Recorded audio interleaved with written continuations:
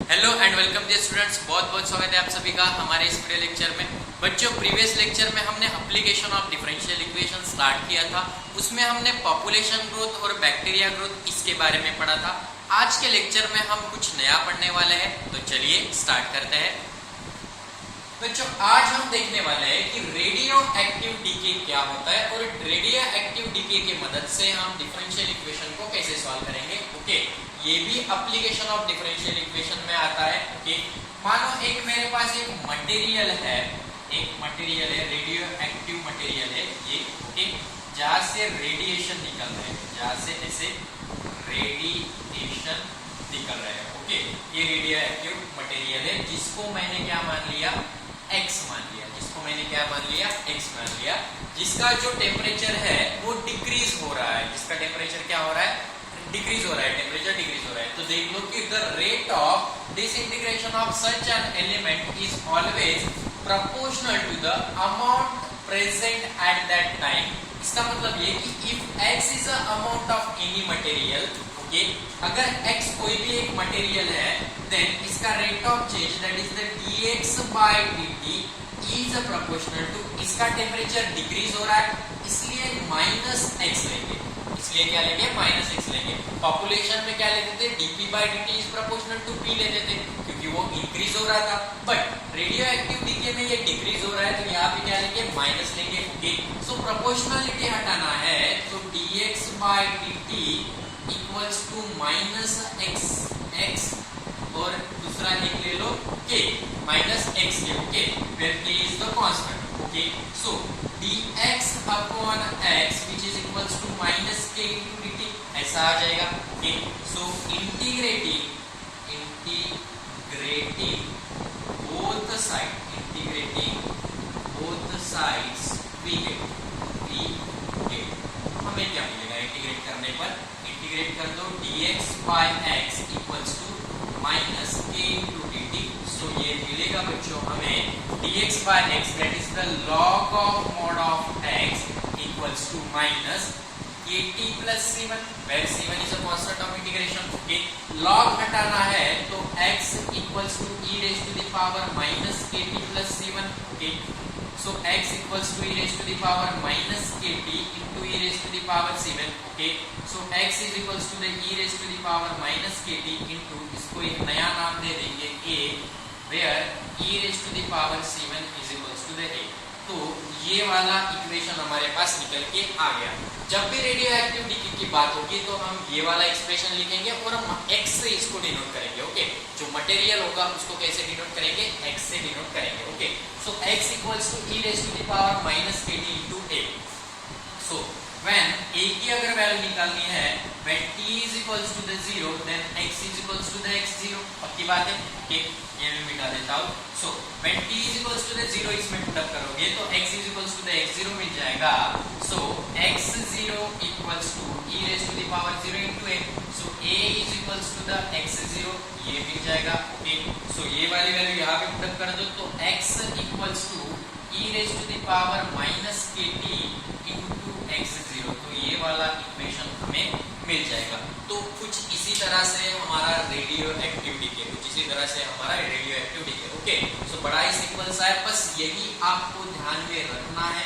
ये प्रोसीजर तो जैसे हमने प्रीवियस इसमें किया है, प्रीवियस प्रॉब्लम में या पॉपुलेशन में, तो वो वैसा के वैसा ही है। ओके, इसके बाद आता है हाफ लाइफ पीरियड। ओके, तो रेडियो एक्टिव होने में कितना टाइम लगा उसका जो आधा होगा वो होगा half life period. Radio active होने में मतलब वो टाइम कितना लगा, समझो वो 8 घंटे लगे तो हाफ लाइफ पीरियड में वो कितना होंगे, 4 घंटे होंगे, उसका आधा होगा। ओके, तो आई होप कि आपको ये रेडियो एक्टिव डीके समझ में आ गया होगा। आओ चलो अभी नेक्स्ट देख लेते हैं। ओके, तो हाफ लाइफ पीरियड पे एक प्रॉब्लम है, देख लो।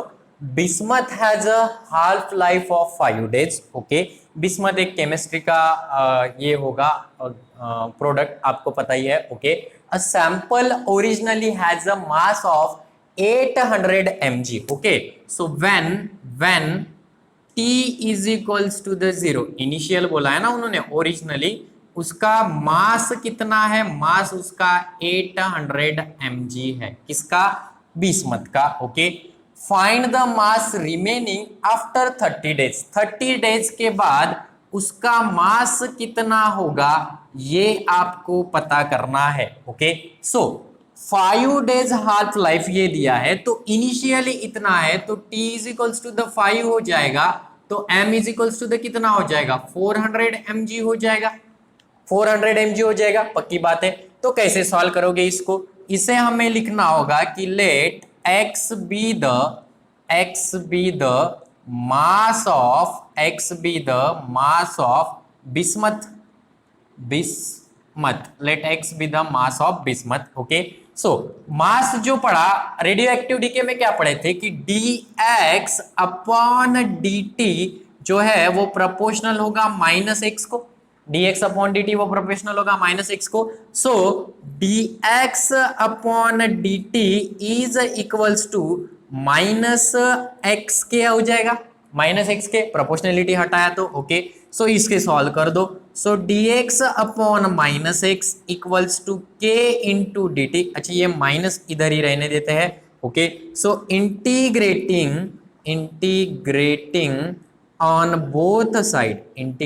On both sides we get, हमें क्या मिलेगा? इंटीग्रेट करने पर हमें मिलेगा integration of dx upon x is equals to minus k into D t. इतना करने पर what is the integration of 1 by x, that is the log of x equals to minus kt plus c1, where c1 is a constant of integration. Okay, यहां तक आ गए। अच्छा, ये log हटाना है, तो log हटाने के लिए क्या करोगे? x is equals to e raise to the power minus kt1 plus c1, ये आ जाएगा। ओके, सो इसके बाद x equals to e raise to the power minus kt1 into e raise to the power c1।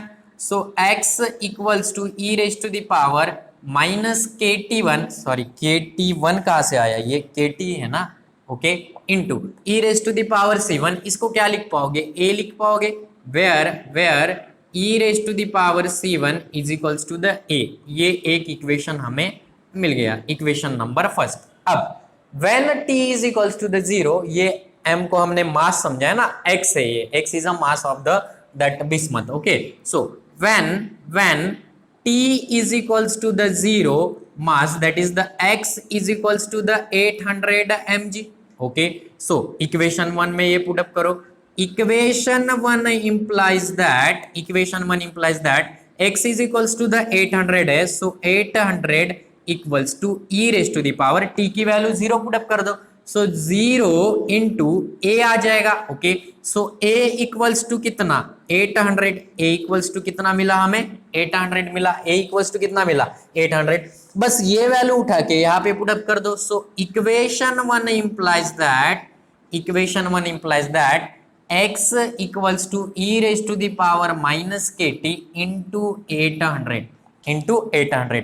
ये जो equation आया इसको equation number second दे दो। ओके, अब बड़ी ही इंपॉर्टेंट लाइन उसने कही है कि bismuth has half life of 5 days. Okay, so हम यहां पे लिख देंगे कि since bismuth has half life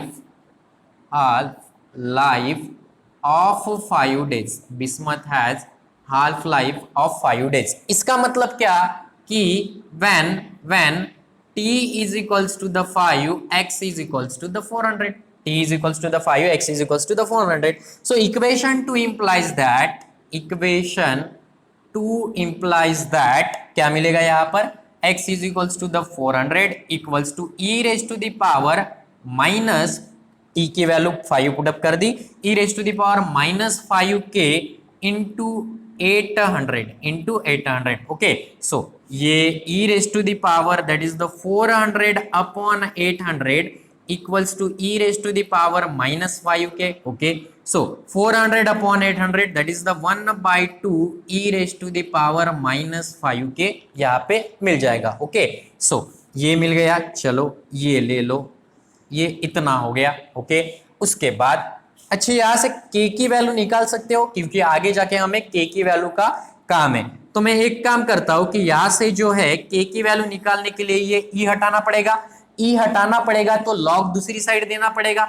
so log 1/2 is equals to the -5 के हो जाएगा। Okay, so -1/5 log 1/2 is equals to the k हो जाएगा। Okay, that is k equals to -1/5 log 1/2 ये हो जाएगा। ओके, इतना आपने लिख लिया। ओके, अब क्या करोगे, अब जो है हमें ये भी कंडीशन पुट अप कर ली, ये भी कर ली। अब इस पे आते हैं, when t is equals to the 30 degree, what is the m, that is the x equals to what, यही हमें निकालना है। ओके, सो कौन सा इक्वेशन में पुट अप करोगे, equation number 2।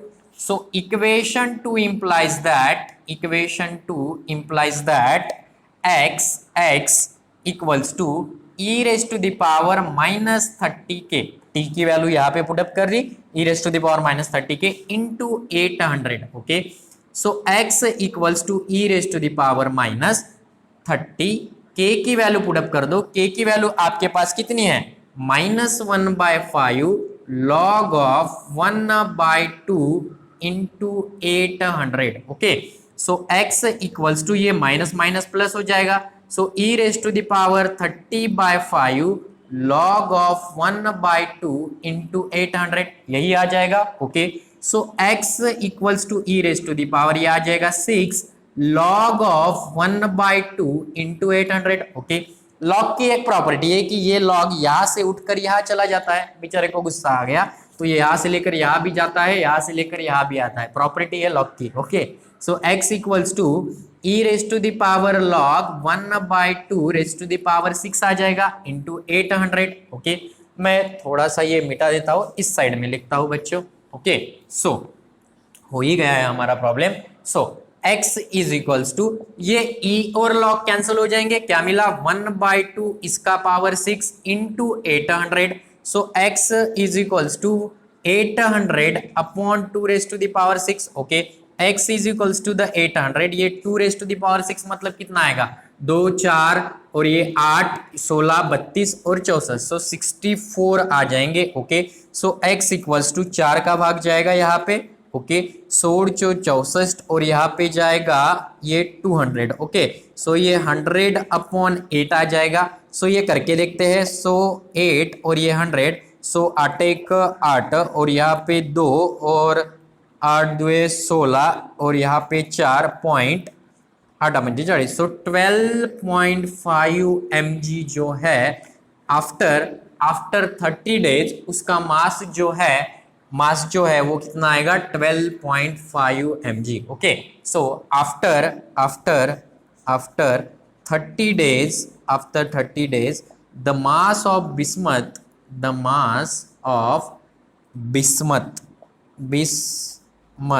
will be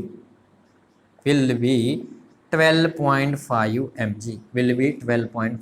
mg। Okay, तो बड़ा ही आसान सा ये एग्जाम्पल था। ओके, तो अभी तो पैटर्न समझ में आ गया होगा कि इस प्रकार जाना है। अगर पॉपुलेशन का पूछता है तो वो, बैक्टीरिया का पूछता है तो कैसा करना है, बैक्टीरिया के लिए n है, और हाफ लाइफ और डीके के बारे में पूछता है तो ये वाला एग्जाम्पल जो है dx/dt is proportional to -x, ऐसा हम यूज करने वाले हैं। ओके, जो कल के वीडियो लेक्चर में जो प्रॉब्लम था ना बैक्टीरिया वाला, जहां पे आपको लॉग की वैल्यू नहीं पता, प्रॉब्लम में भी नहीं दी है और एग्जाम में भी आपके पास लॉग टेबल नहीं है, तो इस प्रकार आप उसकी वैल्यू निकाल सकते हैं कि डायरेक्ट आप ये e raise to the power 30 k की वैल्यू निकाल के आप वो कर सकते हो। ओके, सो या किताब में आपके दिया है उस मेथड से भी आप सॉल्व कर सकते हो, जो भी आपको अच्छा लगे उस मेथड से आप चलते चले जाना। ओके, सो ये हो गया ये इसके बारे में। आओ चलो अभी नेक्स्ट देख लेते हैं। ओके, तो अब नेक्स्ट देख लो कि न्यूटन्स लॉ ऑफ कूलिंग क्या होता है। न्यूटन्स लॉ ऑफ कूलिंग, मान लो कोई भी एक आपके पास एक मटेरियल है ऐसा, ओके,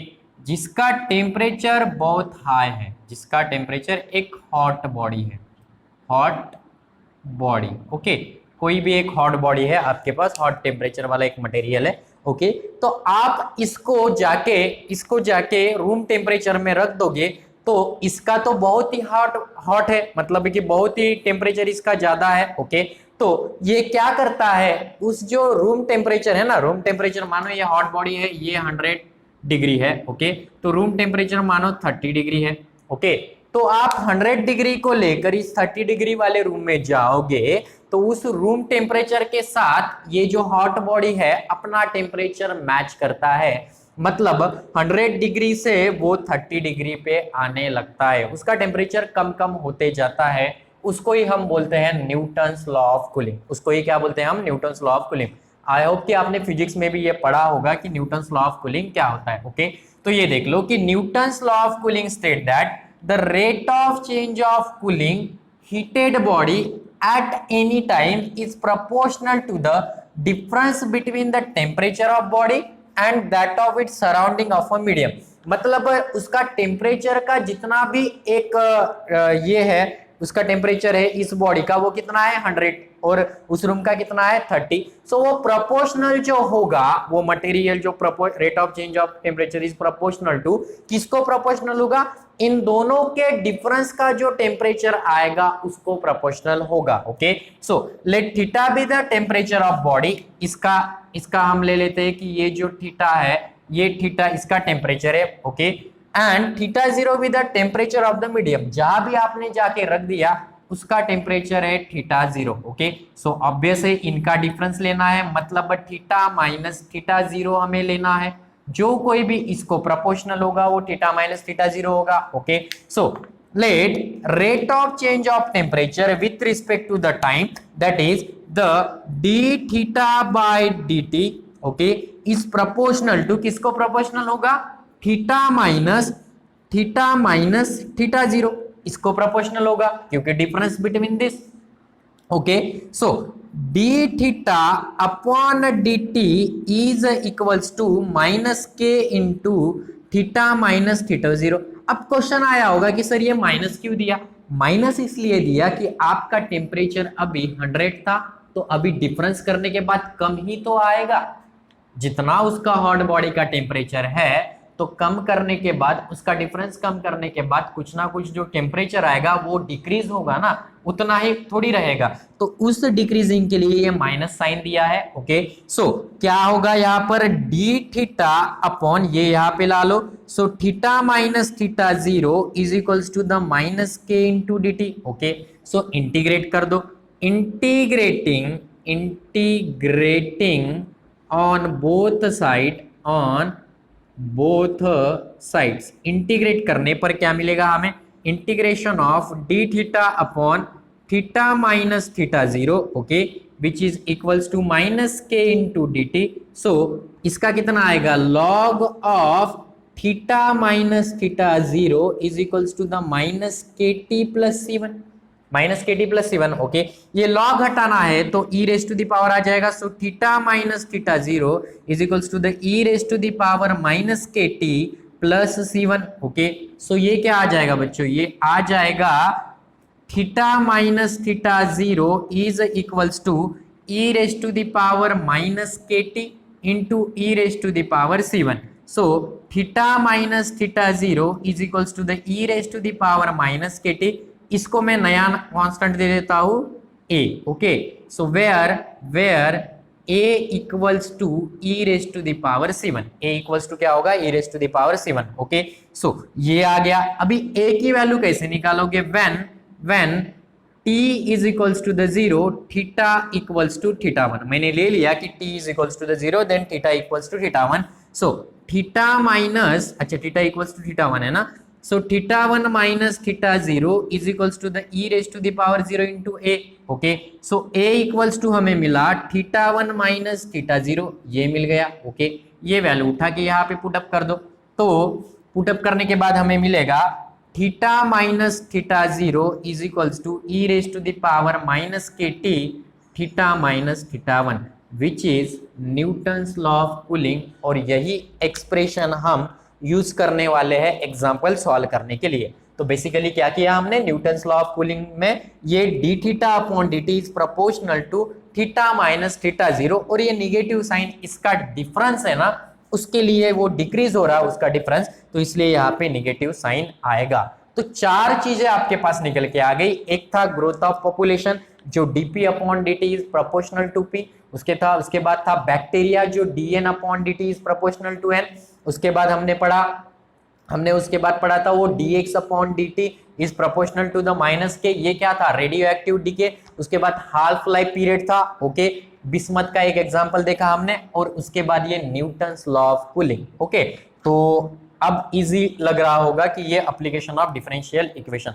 आओ चलो जल्दी से इस पे बेस एक प्रॉब्लम ले लेते हैं और हमारा वीडियो लेक्चर फिनिश करते हैं, ओके। तो ये क्वेश्चन देख लो, water at 100 degree Celsius cool in 10 minute, okay. So when t is equals to the 10 minute, okay, when t is equals to the 10 minute, उसका टेम्परेचर कितना है 88 degree Celsius, okay, in a room temperature of 25 degree Celsius, okay. Find the water temperature of water that is the t is equals to the 20 minute, 20 minute बाद उसका temperature कितना होगा ये आपको ढूंढना है, okay. So late theta be the temperature of water at time t,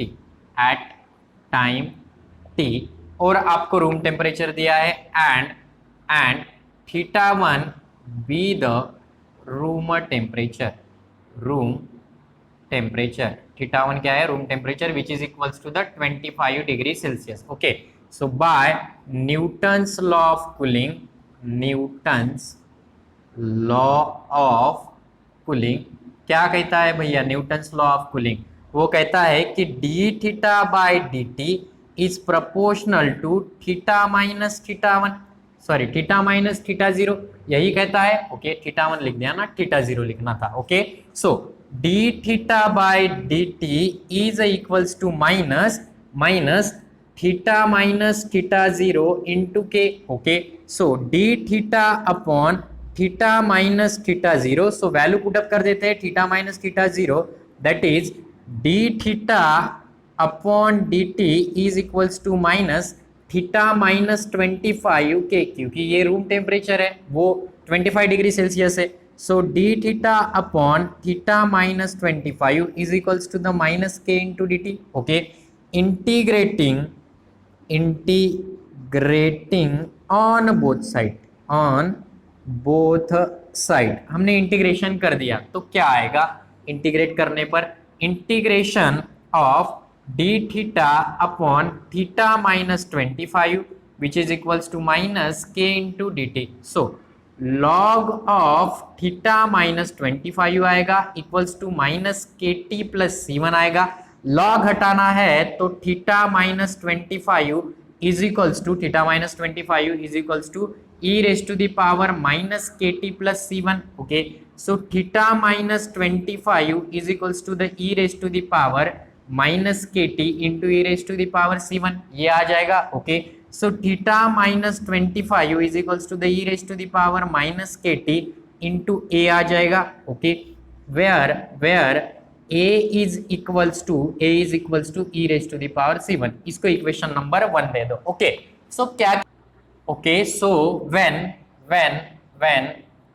t is equals to the 0, initially उसका temperature कितना था, theta is equals to, that is the theta is equals to, हमें मिल जाएगा 100 डिग्री सेल्सियस, ओके। सो ये इस equation में put up करो। So equation 1 implies that theta जो है वो 100 है, 100 minus 25 is equals to the E raise to the power 0 into a. So a is equals to the 75 degree Celsius, 75 degree मिल गया, ओके। सो ये equation 1 में put up कर दो। So equation 1 implies that theta minus 25 is equals to the E raise to the power minus के T into 75, इसको equation number second दे देते हैं, तो पहले तो 100 था, ओके। अब थीटा कितना है, when t is equals to when t is equals to the 10 minute, okay, theta is equals to the 88 degree Celsius, तो equation 2 implies that 88 minus 25 is equals to the e raised to the power minus 10t into 75, okay. So 88 minus 5 that is the 3 और ये आ जाएगा 63, okay, बराबर है ना 63, okay so which is equals to E raise to the power 10t और ये 75 okay so 63 upon 75 e raise to the power -10t आ जाएगा ओके यहां तक आ गए ओके सो यहाँ पे भाग जा रहा है मेरे ख्याल से 3 का ही जाएगा इसमें सो 2 और 1 और यहाँ पे 75 सो 3 3 1 3 3 दूने 6 सो यहाँ पर 3 5 15 so 25 so 21/25 which is equals to E raise to the power -10t ये वाला भी इक्वेशन आ गया ओके सो यहाँ तक तो सिंपल ही चल रहा है। अब आगे पढ़ो कि t is equals to the 20 minutes होता है when t is equals to the 20 minutes then आपको निकालना है कि थीटा कितना होगा ओके सो इक्वेशन 2 में theta -25 is equals to the E raise to the power -20k अच्छा फिर से यहाँ पे t ही पुट कर दिया ना यहाँ पे k होना चाहिए था। आप भी ध्यान में रखना बच्चों प्रीवियस प्रॉब्लम में भी हमने ऐसे ही थोड़ी सी कर लिया था ओके -20k ओके सो क्या इस 20k को इंटू कितना है इंटू यहाँ पे 75 है ना इंटू 75 क्या theta -25 is equals to E raise to the power इस 20k को मैं क्या ऐसे लिख सकता हूँ इस 20k को क्या मैं ऐसा लिख सकता हूं क्योंकि e raise to the power -10 की वैल्यू है मेरे पास या आप यहां से ये log हटा कर भी कर सकते हो ये e हटा के k की वैल्यू निकाल के यहाँ पे फिर से k की वैल्यू पुट अप कर सकते हो जैसे एक प्रॉब्लम मैंने सॉल्व करके दिया था ऐसा वाला ओके या डायरेक्टली 20 को आप ऐसा लिख सकते हो इंटू 75 ये आ जाएगा okay so theta -25 so which is equals to E raise to the power -10 के इसको इक्वेशन नंबर 3 दे दो ये है हमारे पास 21/25 का स्क्वायर इंटू 75 ओके कहाँ से लिखा from 3 okay so theta equals to ये माइनस है उधर जाके प्लस हो जाएगा 21/25 का स्क्वायर और यहाँ पे 75 okay so theta equals to 25 plus ये 21 इंटू 75 और यहाँ पे 25 इंटू 25 ऐसा आ जाएगा ओके थोड़ा सा मुझे रफ करना पड़ेगा सो थीटा इक्वल्स टू 77.92 ये आता है आप इसका कैलकुलेशन कर देना ये कैलकुलेशन मैं आपके ऊपर छोड़ता हूँ ओके कुछ नहीं टाइम और निकल जाएगा कैलकुलेशन करने में तो बेटर है कि आप घर पर ही हो तो उसका कैलकुलेशन कर देना ओके सो यहाँ पे आप लिख देना कि टेम्परेचर ऑफ वाटर